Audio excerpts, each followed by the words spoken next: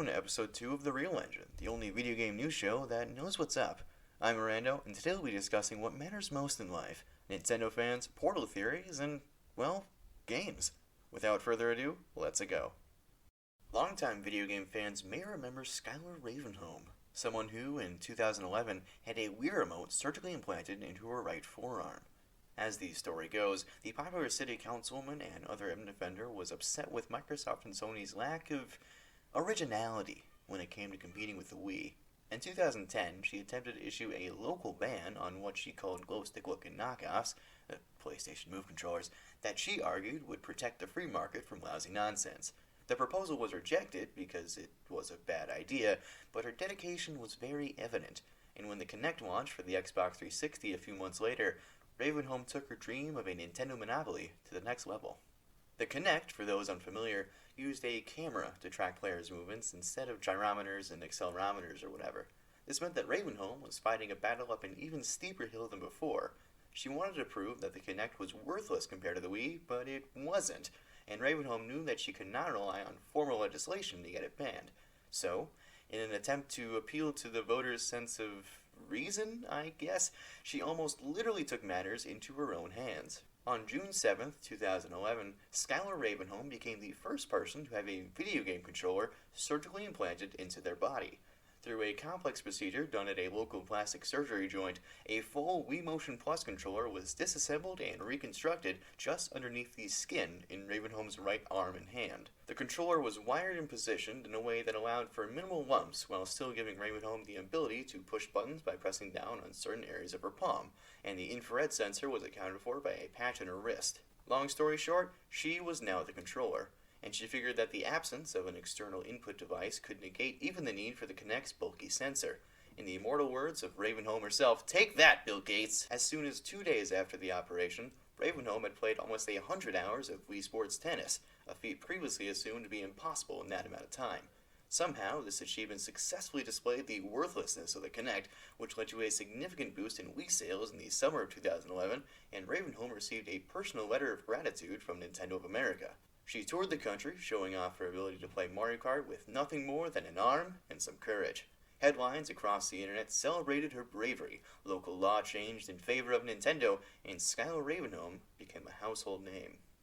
And then, on June 30th, the batteries ran out. The controller died, and there was no way to replace the batteries without another surgery, which Ravenholm could not afford, so she's had no choice but to spend the last decade with a useless hunk of wiring in her arm, which isn't great. The Kinect started selling again, and Microsoft even began to use Ravenholm in their marketing. She was voted out of her city council position, the other M community shunned her, and unfortunately, nobody has heard of or from her since 2012. The reason we revisit this story is that, nearing the 10th anniversary of the operation, a bunch of people have started a Kickstarter campaign to help pay to get the controller removed, because, it probably isn't ideal to have two 10-year-old batteries decaying in your skin.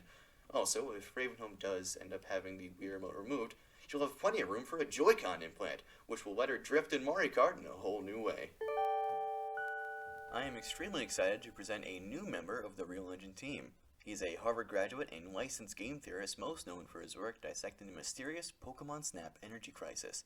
A few months ago, we brought him on as our exclusive over-analyst, and he's been working on a top-secret project ever since. Here to finally show off his months of work is Dr. Gordon Boatman. Many thanks, Miranda.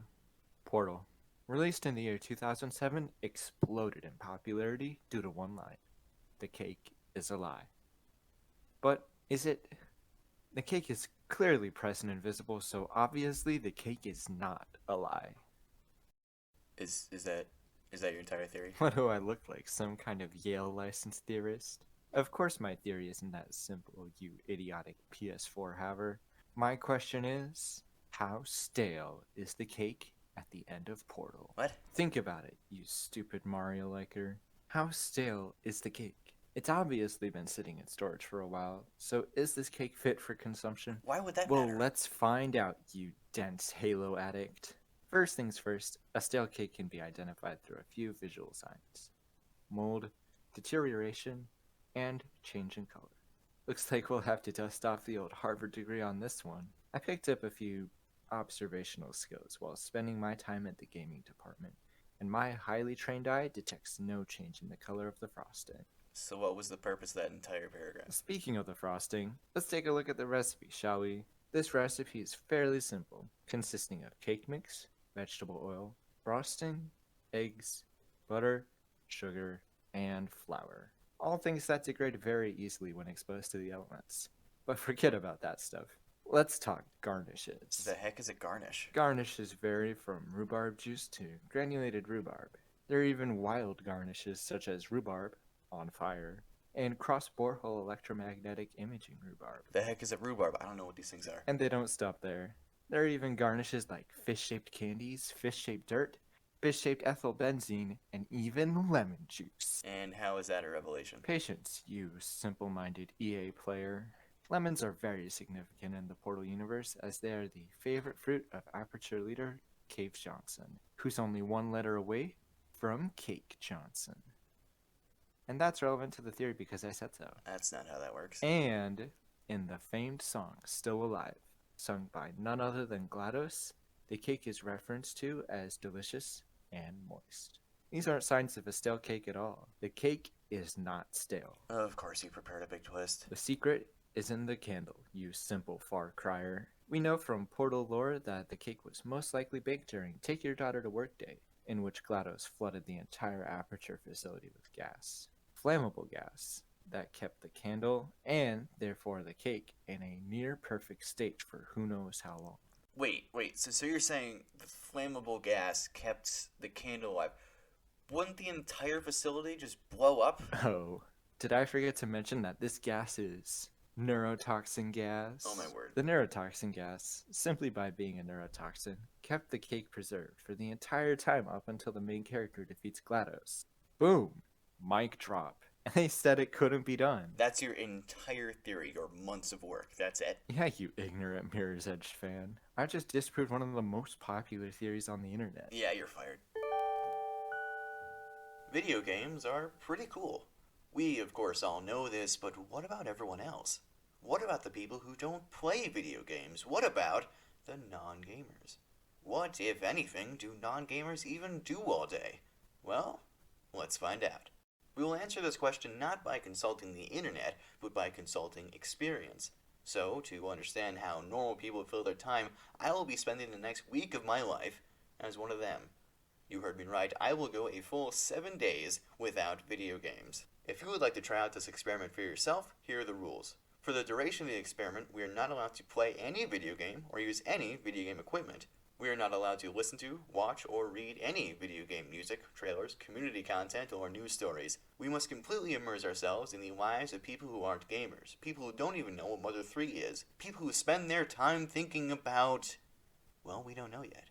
I'm recording this introduction on Friday. The rest of this piece will be taken from a recording device that I'll have on me until next Saturday. And after this misery fest is over, I'll present a summary of what I've learned, and us gamers will finally know what the rest of the world has been up to. You ready? Alright, let's go. Okay, today wasn't too bad. I actually had a lot of work to do around the house, doing some laundry, wash dishes, fight off spiders, that sort of stuff. So I just spent most of my day doing that. I got pretty distracted. I was surprised to find that pretty much all my chores got done a lot faster without Far Cry 4 breaks, so I might actually adopt that strategy in the future. But yeah, I basically got up around 10, made myself some breakfast, and cleaned up until it was time for dinner. Oh, that must be one of the things non-gamers do. Let me write that down.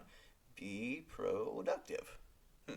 After a few hours, I did get kind of bored, so I went to turn on some music, and I have to say, it's been quite a while since I've listened to anything not composed by Yoko Shimomura. Like all of my Amazon Music playlists are mostly video game tunes, so that's another thing I'll have to work on. I did some research, and I found out about this awesome artist named Top 100, who seriously has an amazing range. You should check him out. After dinner, instead of playing Burger Time, I watched this new crime show called Good Cop, Bad Cop, Mean Cop, Sad Cop, and I liked it. I didn't understand it too well, just because I've never been outside, but it is really interesting to see how violent the world can be. I know it's dramatized, but the criminals on that show are doing some really bad stuff, like rated AO bad stuff. It definitely taints my worldview. Depending on how I feel, I might watch the new episode that comes out later this week. There's another thing. Non-gamers wait for episodes of TV shows, just like how we wait for episodes of Telltale games. Yeah, One day in, we're already making progress. So yeah, the first way went well. I had to force out some old habits, reach out of my comfort zone, but that's what this first stretch is going to be all about. So I better get used to it. The main thing I learned today is that non-gamers really just get things done. They're very productive and, judging by the show I watch, social. Speaking of which, tomorrow I'll be calling my non-gamer friend Clark about what he does all day and what I could also be doing to pass the time. When I told him about this experiment, he was really excited about it, so I can't wait to hear his advice. I'm gonna go to sleep now, I guess. Without Warzone, I don't really have any reason to stay up tonight. So, see you tomorrow.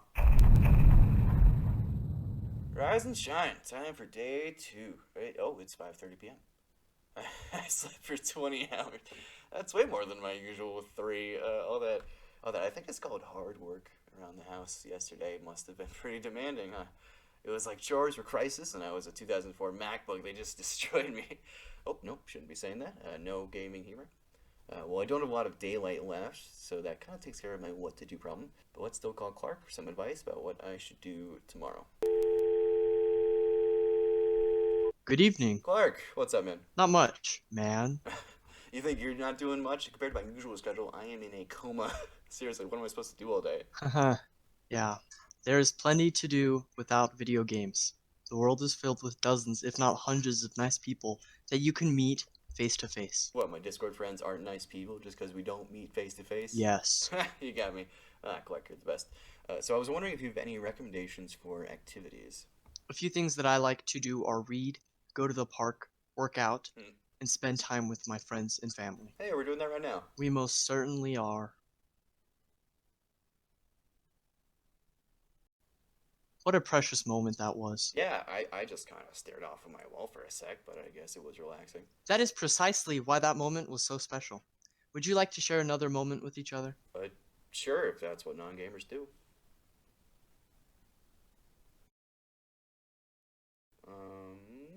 What a nice moment that was. Yeah, I'll talk to you soon, man. Thanks for the recommendations. Goodbye. Alright, that was Clark. He's great. Got some time to kill before dinner.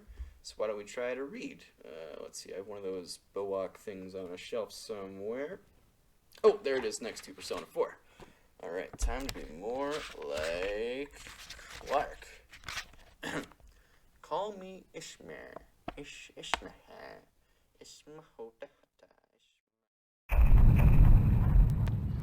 Oh, the pain. My feet are on fire. Why can't they just make the park closer? There's something about fresh air that just makes me want to not finish sentences. This sucks. Now that I'm here at the park, though, it's bright. It's a sunny morning. I'm sitting at the pond. Let's keep reading. Some years ago, wine. Never mind how long precisely. Little or no money in my purse. Having little or no money in my purse, and nothing particular to my name, and nothing particular to interest me on the shore, and nothing particular to interest me on shore, I thought I would sail about a little and see the watery part of the world.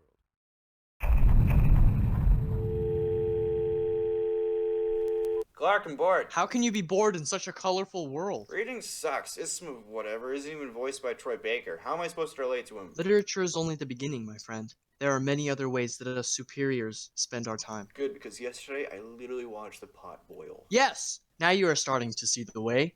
Boiling water is a time-honored hobby. How is that supposed to be entertaining? It is relaxing.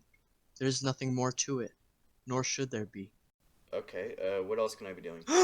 Go to the House de Pot! The French hardware store? Yes! Go there and choose a paint worthy of your soul. A color that suits your being.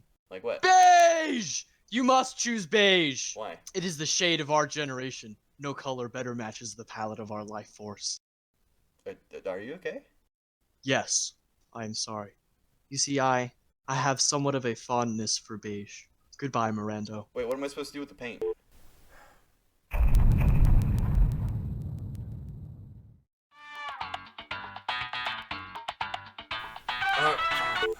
Jeez. Hello? Hey, Morando, did you see what Square just posted on their Twitter? Chet, did you really need to wake me up for this? Oh, you usually love this sort of stuff. I was actually kind of concerned that you didn't call me about this. Look, I appreciate you reaching out to me, but I don't see how this is worth my time. Dude, They just announced that they're putting Cloud in PlayStation All-Stars Battle Royale. Yeah, that's stupid. What about some real news for a change?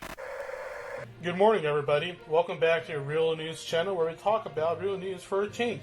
Today's story, young Timothy said a mean thing and it is Grand Theft Auto's fault. Sure. Timmy Tim is 6-year-old, best known for that one time he watched a YouTuber play GTA 5, allegedly asked for a dinner roll last night without saying please. What a jerk. Timmy Tim, you are a jerk. That's a bit much. No, it's not a bit much. Timmy Tim must be stopped at all costs. If you have any information regarding his whereabouts, please contact the station so that we may find him and destroy him. Alright, that's enough of that. I am out of things to do. Last night, I painted the ceiling above my bed, and I guess it looks nice. It is a beautiful midnight beige. The best beige for sleeping, I suppose. Wow, I am bored. What is it, 7 a.m. still? I don't have anything to do today. I am going back to sleep. Morando! Morando, open up! Oh no, is he not home? No, he's in there. It's day 5. Yeah, so he's still home? He's home, but we might have... It's 7:07. Oh my god, is he still asleep? He turned off the news at 7:02. Ah, we're too late. Are we gonna be able to... We can wake him up, right? No, let him sleep. It'll be alright. We have another window on Saturday. Oh, okay. But that's after the experiment. Will we have enough time to... It's our only option. Let's go. I kind of miss Spyro.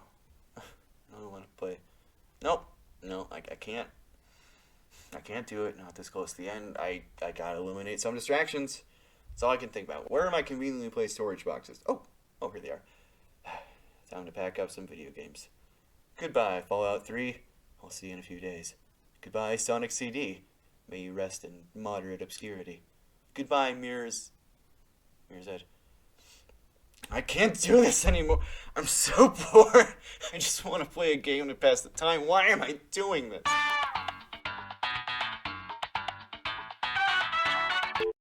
Yeah. Good morning. Oh, hey Clark, what's up? I am calling to make sure that you will be viewing tonight's episode of Good Cop, Bad Cop, Mean Cop, Sad Cop. Sure. I guess I was going to. Are you a fan? No, I do not need to be a fan anymore, but I'm very glad that you are. What is that supposed to mean? I guess a lot of non-gamers speak in riddles too. Oh hey, it's also conveniently time to watch that show now. Alright, Detective, what happened here? Well, Biggs, it was one of those classic murder by video games. Ah, yes, a code 17. I suspect that the culprit was standing here with their victim standing over there. They grabbed a video game from a nearby shelf and threw it at about 43 miles per hour right at the victim's skull area, which led to a disgusting blood splatter that now coats the side of the living room. Who would do such a thing? There is only one person capable of such a monstrosity. You don't You mean... know exactly who I mean. No, it can't be. We destroyed him. Timothy. Wow, they jumped on that news cycle pretty fast. Only one more day. Alexa, please shuffle songs by Top 100. Shuffling songs by Kenny G. Might as well start putting pen to paper. What do non-gamers do all day? Well, they clean, go to the park, read, go to the store, support their friends and family, eat healthy food, stay up to date on current events, watch TV, sleep, just normal stuff. It's kind of disappointing, but it is also nice to know that we're not too different from each other. Ah, no, I just stepped on my TV remote. Welcome back to the Real News channel, the only channel about real news. Today's story, Fortnite makes children want to shoot their friends. We interviewed Jalissa Brown, an 8-year-old in Brazil, who was very excited to go home and beat her friends at Fortnite. And because you beat people in Fortnite by shooting them, she technically just threatened to assault her peers. What a jerk. Jalissa Brown, you are a jerk. That is just how the world works. What can you do?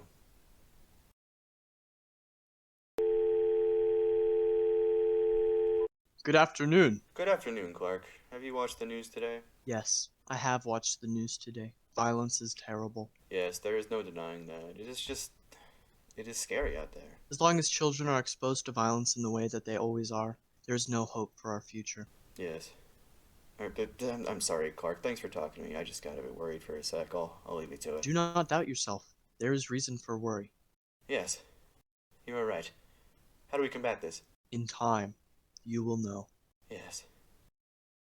Would you like to attend a plain bagel eating contest with me tomorrow? Of course. I would take infinite joy in consuming a vast quantity of bagels with you. Haha. Sadly, we will only be able to spectate. That does not sound too bad. I would love to join you tomorrow for the... Actually, Clark, I'll be busy tomorrow. I'm sorry. I need to finish this experiment, and then I was planning on playing some games with a friend of mine. Am I not your friend? Well, of course you're my friend. I just don't know if a plain bagel eating contest is that interesting. I will pick you up tomorrow at noon. Goodbye, Morando. Yes, I am sorry. Goodbye, Clark. I will see you tomorrow at noon. Here we are. We did it. A perfect week. I simply cannot believe it. What did we learn? Non-gamers are normal. They serve themselves and their community in a peaceful manner that promotes unity and culture. We are a lovely group of pacifists who, above all else, ask for harmony in times of discomfort. This experiment might be over, but this tranquil lifestyle does not have to end. We can continue to strive for perfection. There is no need to play Grand Theft Auto. I packed it away, didn't I? In a box. Where'd I put the box? No, that does not matter. Why would I want something so dangerous in my own home? Oh my god, I left everything on the curb. On Thursday. It's all gone. All my games are gone. They took them away like the common garbage that they are. This is good. It is a fresh start. A clean break. An opportunity to... What have I done? I saved the world. I ruined my career. I saved my life. I have nothing to play with my friends. I can move on from Mirror's Edge. I threw away Mirror's Edge. I